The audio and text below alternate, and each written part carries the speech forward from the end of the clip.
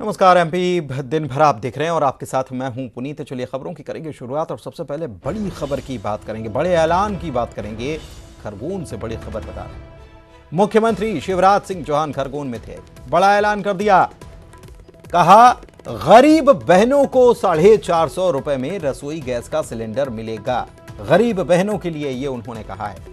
जन आशीर्वाद यात्रा की सभा में सीएम ने ऐलान किया है। बड़ा ये ऐलान माना जा रहा है क्योंकि पहले सरकार की तरफ से कहा गया था, मुख्यमंत्री की तरफ से कहा गया था कि सावन के महीने में गैस सिलेंडर जो है 450 रुपए में मिलेगा, लेकिन अब वो कह रहे हैं कि गरीब बहनों को 450 रुपए में गैस सिलेंडर दिया जाएगा। केवल सावन के महीने में नहीं, हमेशा 450 में ही गैस मिलता गरीब बहनों। केवल सावन के महीने में नहीं, हमेशा 450 में ही गैस मिलता गरीब बहनों। खंडवा से बड़ी खबर, सीएम शिवराज सिंह चौहान ने हवाई जहाज से जायजा लिया है, सर्वे किया है। ओंकारेश्वर में एकात्म धाम जो तैयार हो रहा है उसको देखा है। बता दें कि आदि शंकराचार्य की ये तपोस्थली है और यहाँ प्रतिमा जो तैयार हो रही है, आदि शंकराचार्य की 108 फीट ऊंची प्रतिमा तैयार हो रही है और इसी का जायजा मुख्यमंत्री ने आज लिया है। इसका अनावरण बहुत जल्द होने वाला है।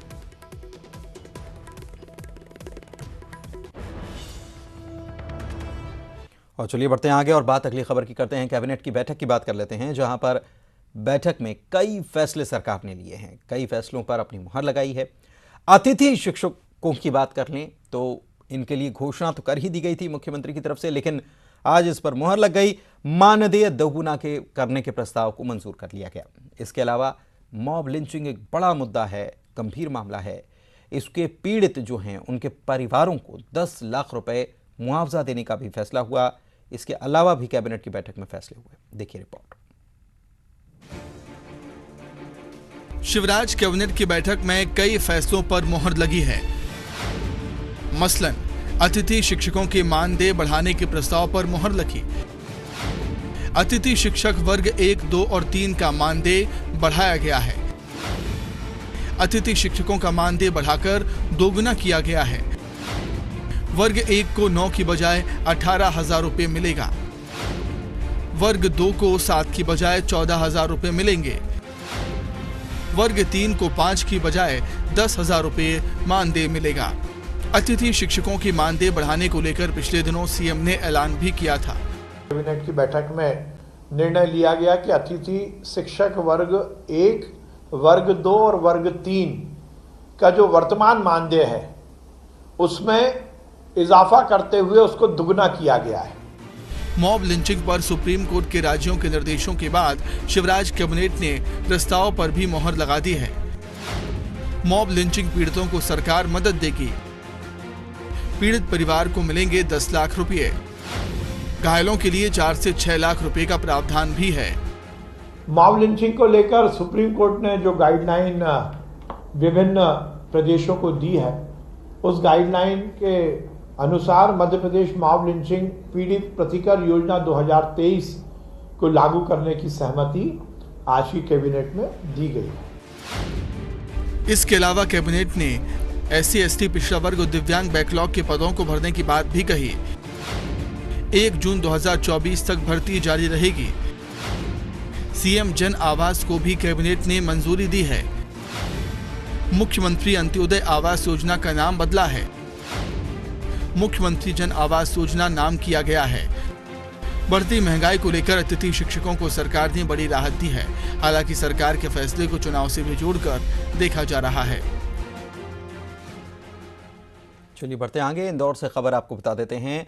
इंदौर में मेट्रो बहुत जल्द शुरू होने वाली है और यहाँ के मेट्रो के जो कोचेस हैं वो पहुँच चुके हैं, मेट्रो डिपो भी पहुँच चुके हैं और आज मेट्रो का सेफ्टी ट्रायल रन किया गया। एमडी मनीष सिंह की मौजूदगी में सेफ्टी ट्रायल रन पूरा कर लिया गया और पूरे सुरक्षित तरीके से हो गया। अब मुख्यमंत्री शिवराज सिंह चौहान पहुंचेंगे। ट्रायल रन जो है, फाइनल ट्रायल रन 14 सितंबर को होगा और इस फाइनल ट्रायल रन के दौरान मुख्यमंत्री की मौजूदगी भी रहने वाली है।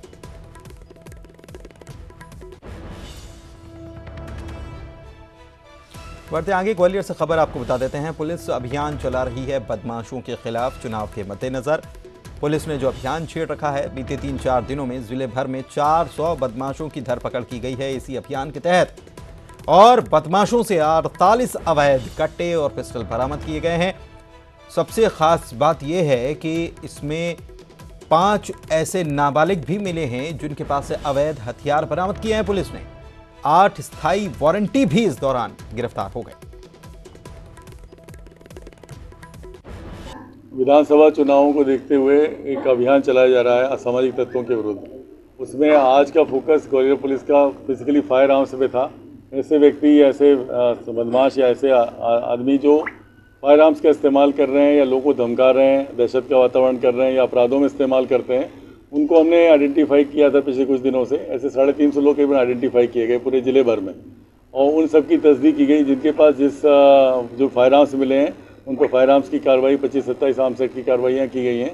इनमें हमको 48 ऐसे कट्टे सहित इस तरह के लोग मिले हैं जिन पर कार्रवाइयाँ हुई। इनमें से कुछ बच्चे, कुछ नई उम्र के लड़के भी हैं, कुछ नाबालिग भी हैं, 5 के आसपास नाबालिग हैं, उन पे भी कार्रवाई की गई। इंदौर से बड़ी खबर आपको बता रहे हैं, जहां पर टावर पर नौटंकी की गई। मोबाइल टावर पर एक युवक चढ़ गया था और युवक का हंगामा देखने को मिला। आजाद नगर थाने के पास की यह घटना है। बड़ी मुश्किल से नीचे उतरकर युवक आया बाद में।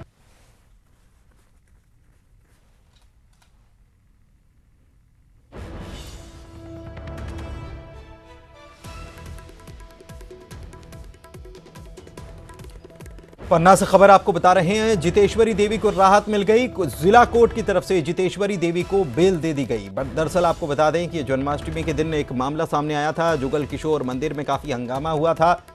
जितेश्वरी देवी यहां पर हंगामा करती हुई नजर आई थी। हंगामे को लेकर जितेश्वरी देवी को गिरफ्तार किया गया था और जितेश्वरी देवी के बेटे ने फिर बाद में फंसाने या साजिश करने के आरोप लगाए।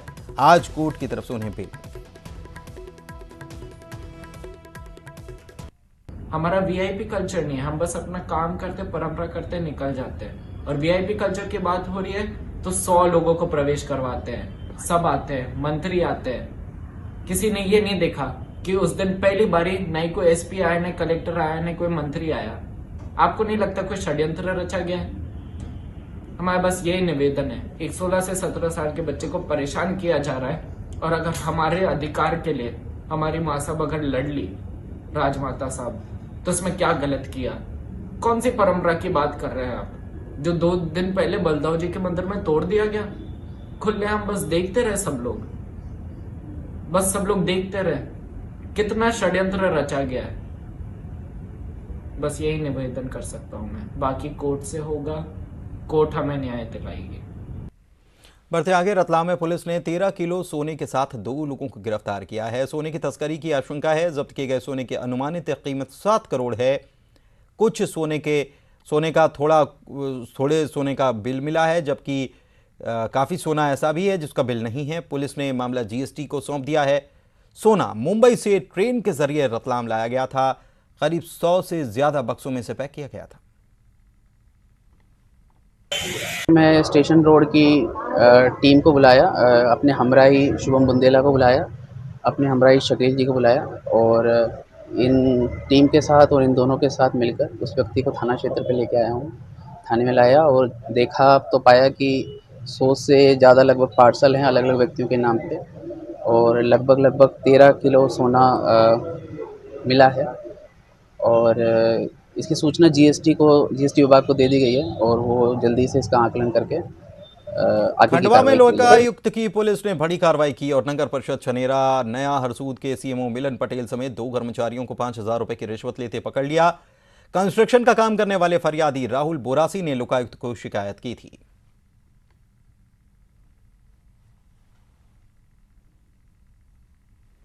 श्योपुर में कांग्रेस ने निर्माण के तुरंत बाद उखड़ रही प्रधानमंत्री ग्राम सड़क पर धरना प्रदर्शन किया और नारेबाजी की। बीजेपी नेताओं और प्रधानमंत्री ग्राम सड़क के अधिकारियों पर भ्रष्टाचार के आरोप लगाए गए और कहा कि 50% कमीशन लेकर घटिया स्तर का निर्माण किया गया।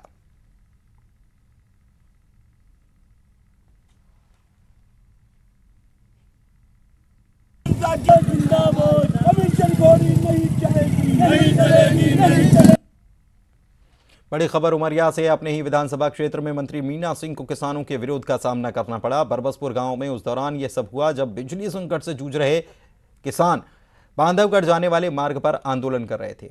जनजातीय कार्य विभाग के कैबिनेट मंत्री मीना सिंह का काफिला पहुंच गया। पुलिस ने किसानों को हटाने की कोशिश की, किसान माने नहीं, बिजली विभाग के खिलाफ नारेबाजी करने लगे।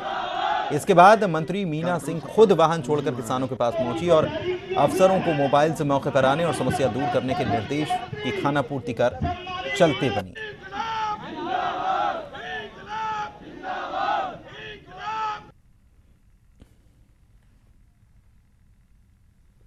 बुरहानपुर में भारी बारिश से लोगों की परेशानी बढ़ गई है। शिकारपुरा इलाके में जल भराव की वजह से आवाजाही में लोगों को परेशानी है। बैतूल में उफनती नदी को बच्चे पार कर रहे हैं। मोरदंड नदी बारिश के बाद उफान पर है और पुल न होने की वजह से स्कूल जाने वाले बच्चे ऐसे ही नदी को पार करते हुए नजर आते हैं।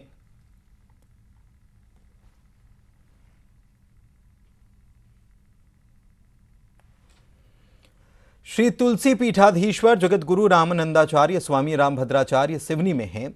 सिवनी पहुंचने पर भक्तों ने उनका स्वागत किया। रामकथा के पूर्व शहर में विशाल कलश और शोभा यात्रा निकाली गई। बड़ी संख्या में श्रद्धालु शामिल हुए। इसके बाद सिवनी के पॉलिटेक्निक कॉलेज मैदान में रामकथा कही गई और सिवनी और आसपास के जिलों से बड़ी संख्या में भक्तों की भीड़ इसमें उमड़ी।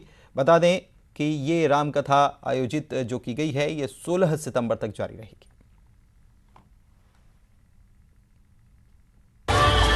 मानस भगवान की, सदगुरुदेव भगवान की। गुरु रामानंदाचार्य पूज्यपाद सदगुरुदेव भगवान का।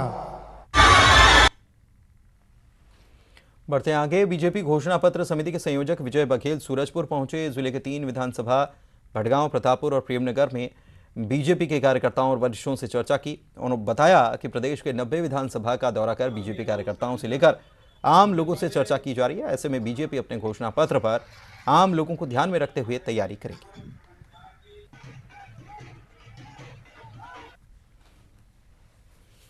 राज्य के हेल्थ फेडरेशन के 12 संगठनों के 40,000 स्वास्थ्यकर्मी 21 अगस्त से अनिश्चितकालीन हड़ताल पर चल रहे हैं। विभिन्न चरणों में स्वास्थ्य कर्मचारियों ने प्रदर्शन किया। प्रशासन ने भी एक्शन लेते हुए 5,000 से ज्यादा कर्मचारियों को बर्खास्त कर दिया। आज कर्मचारियों ने जल सत्याग्रह किया। नया रायपुर के तूता धरना स्थल में न्याय की हुंकार भरी और वेतन विसंगति जैसी मांगों को लेकर प्रदर्शन किया गया।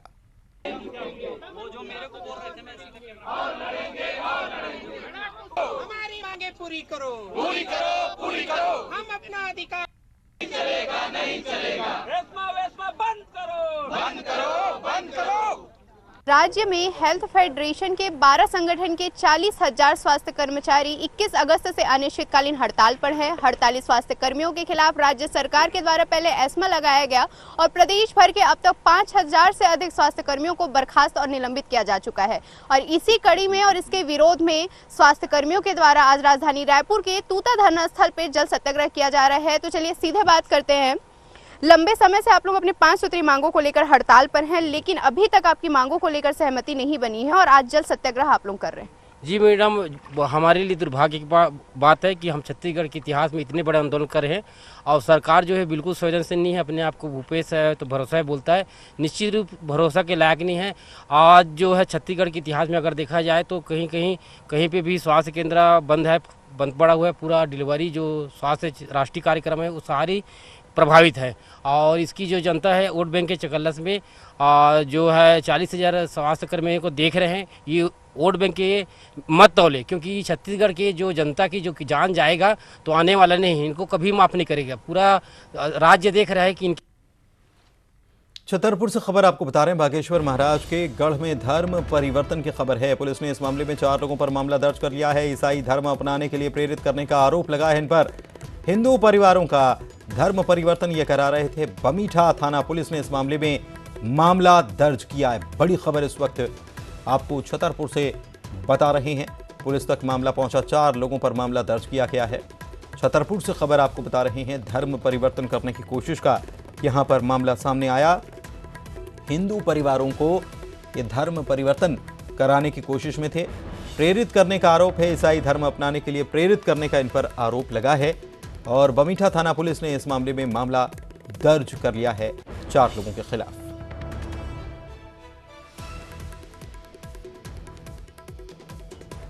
नरेंद्र सिंह परमार संवाददाता छतरपुर से हमारे साथ जुड़े हुए हैं। नरेंद्र, क्या जानकारी है इन लोगों के बारे में? कैसे ये बरगलाने की कोशिश कर रहे थे या जबरन की बात भी कही जा रही है? तो क्या जोर जबरदस्ती की जा रही थी, परेशान किया जा रहा था, और कैसे पुलिस तक ये मामला पहुंचा?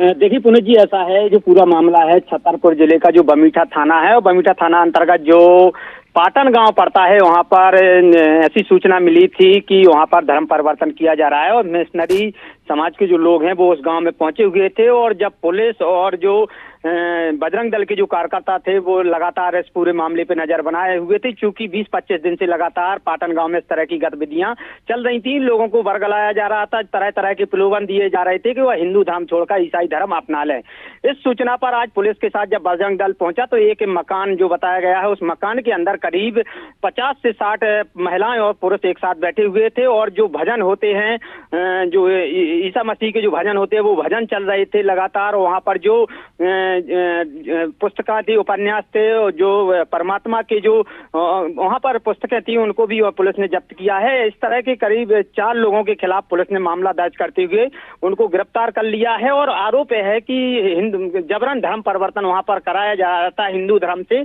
ईसाई धर्म अपनाने के लिए लगातार वहां पर लोगों पर प्रलोभन देकर दबाव बनाया जा रहा था।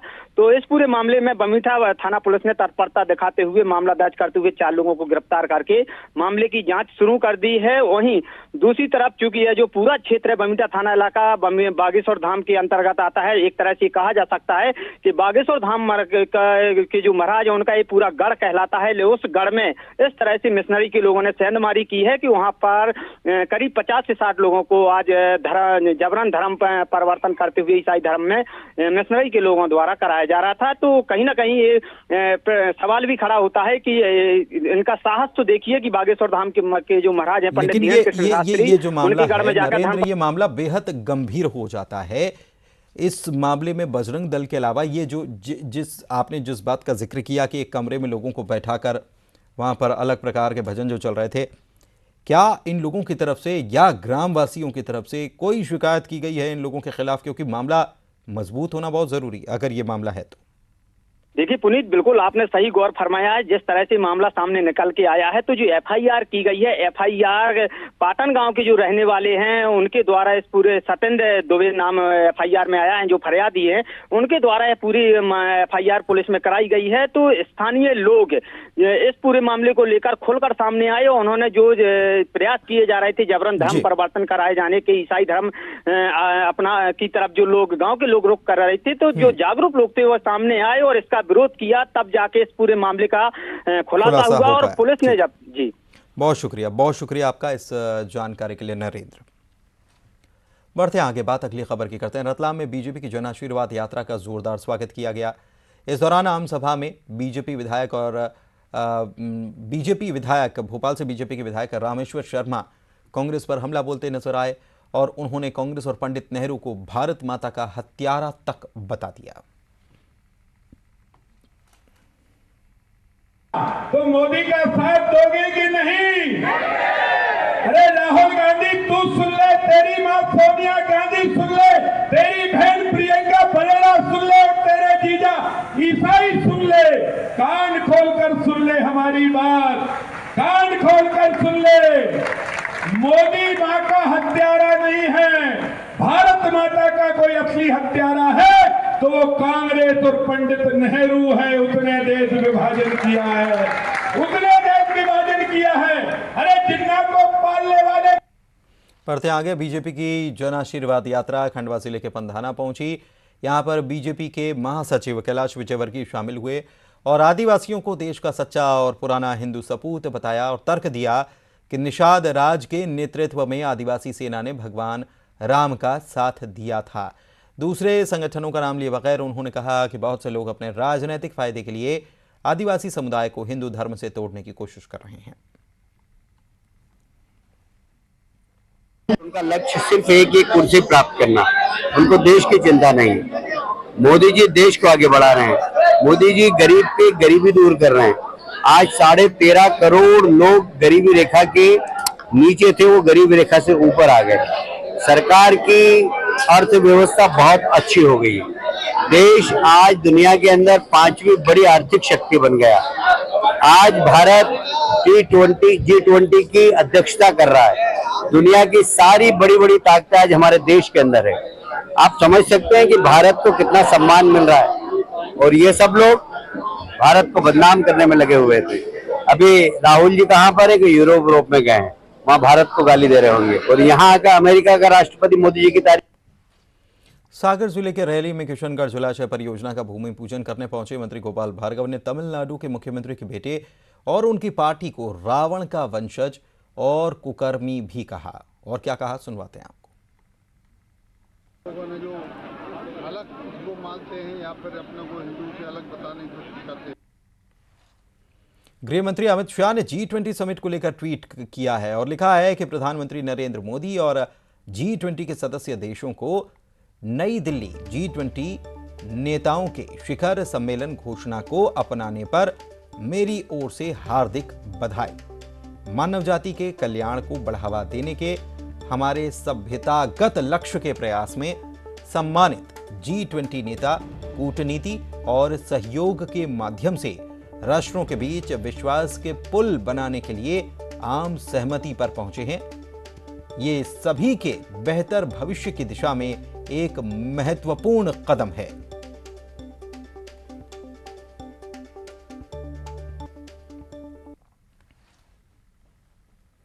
G20 समिट में भारत को बड़ी कामयाबी मिली है। नई दिल्ली लीडर्स घोषणा पत्र को मंजूरी मिल गई है। इस बात का ऐलान खुद प्रधानमंत्री मोदी ने किया। पीएम मोदी ने कहा कि एक अच्छी खबर मिली है। हमारी टीम की कड़ी मेहनत और सभी के सहयोग से नई दिल्ली G20 नेतृत्व घोषणा पत्र पर सहमति बन गई है। पीएम ने घोषणा की जिसमें कहा गया कि नई दिल्ली G20 नेताओं के शिखर सम्मेलन की घोषणा पर आम सहमति बन गई है। सिर्फ यही नहीं, पीएम मोदी ने G20 में अफ्रीकन यूनियन की स्थायी सदस्यता का भी ऐलान किया। इस पर एक रिपोर्ट देखिए। मुझे दीजिए इजाजत। नमस्कार। भारत की G20 प्रेसिडेंसी देश के भीतर और देश के बाहर इंक्लूजन का, सबका साथ का प्रतीक बन गई है। देश की राजधानी नई दिल्ली में G20 समिट जारी है। इसी बीच पीएम मोदी ने खुद इस बात की जानकारी दी है। नई दिल्ली G20 लीडर्स घोषणा पत्र पर सभी देशों की सहमति बन गई है। पीएम मोदी ने बताया, हमारी टीम के हार्ड वर्क से और आप सभी के सहयोग से नई दिल्ली G20 लीडर्स घोषणा पत्र पर आम सहमति बन गई है। दरअसल G20 की खबर के बीच जो सबसे जरूरी बात जिस पर निगाह जाती है वो ये है कि आखिर G20 लीडर्स घोषणा पत्र क्या है, इस पर सहमति मिलने के क्या मायने हैं। पीएम मोदी ने कहा है कि एक अच्छी खबर मिली है। हमारी टीम की कड़ी मेहनत और सभी के सहयोग से नई दिल्ली G20 नेतृत्व घोषणा पर सहमति बन गई है। मैं घोषणा करता हूं कि इस घोषणा को स्वीकार कर लिया गया है। मैं इसे अपनाए जाने का ऐलान करता हूं। इस अवसर पर मैं अपने शेरपा मंत्रियों को बधाई देता हूं। उन्होंने इसके लिए कड़ी मेहनत की और इसे संभव बनाया। का साथ की भावना से ही भारत ने प्रस्ताव रखा था कि अफ्रीकन यूनियन को G20 की स्थायी सदस्यता दी जाए। 9 सितंबर को जब G20 शिखर सम्मेलन की शुरुआत हुई तो सुबह 10:30 से दोपहर 1:30 बजे तक पहला सत्र वन अर्थ पर आयोजित किया गया। इसके बाद वन फैमिली का दूसरा सत्र शुरू हुआ। योर हाइनेसेस, एक्सेलेंसीज, G20 के प्रेसिडेंट के तौर पर भारत आप सभी का हार्दिक स्वागत करता है। इस समय जिस स्थान पर हम एकत्रित हैं, यहां से कुछ ही किलोमीटर के फासले पर लगभग 2500 साल पुराना एक स्तंभ लगा हुआ है। इस स्तंभ पर प्राकृत भाषा में लिखा है, हेवम लोकसा हित मुखेति अथ इयम नातिसु हेवम, अर्थात मानवता का कल्याण और सुख सदैव सुनिश्चित किया जाए। भारत मंडपम में दुनिया भर से जुटी महाशक्तियों का महामंथन जारी है। पीएम मोदी ने ऋषि सुनक समेत कई नेताओं के साथ द्विपक्षीय बैठक की है। पीएम मोदी ने अफ्रीकन यूनियन का स्वागत करते हुए कहा कि अफ्रीकन यूनियन के आने से G20 परिवार को मजबूती मिली है। अमेरिकी विदेश विभाग की प्रवक्ता मार्गरेटा ने कहा है कि अमेरिका और भारत बहुत बड़े पैमाने पर सहयोग कर रहे हैं, जिसमें critical and emerging technology, information and communication technology शामिल है। हमने भारतीय इलेक्ट्रॉनिक वाहन ट्रांसिशन को लेकर कुछ ऐलान किया है। अमेरिका और भारत में बहुत बड़े पैमाने पर सहयोग कर रहे हैं। हमारे DFC की तरफ से $8 बिलियन दे देंगे और इंडियन सरकार भी अपनी तरफ से इतना ही पैसे दे देंगे। हम क्वाड का ग्रुपिंग बहुत अहम समझते हैं। इंडिया तो बहुत महत्वपूर्ण है। हम समझते हैं कि ये बहुत अच्छी खबर है कि अफ्रीकन यूनियन एक मेंबर बनेंगे। इसी बीच पीएम मोदी ने बैठक के पहले सत्र के दौरान बड़ी घोषणा की। दरअसल अफ्रीकन यूनियन को भी G20 की स्थायी सदस्यता मिल गई है।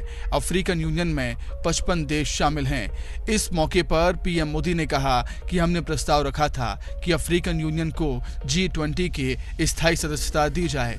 विश्वास है कि इसमें आप सबकी सहमति है। पीएम मोदी ने G20 में अफ्रीकन यूनियन का स्वागत करते हुए कहा कि अफ्रीकन यूनियन के आने से G20 परिवार को मजबूती मिली है। Bureau report, news 18, Delhi.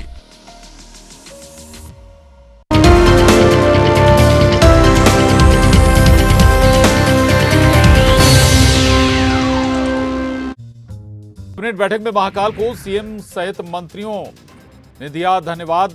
अच्छी बारिश के लिए बाबा पर जताया विश्वास। कई अहम फैसलों पर लगी मुहर। अतिथि शिक्षकों की मानदेय बढ़ाने पर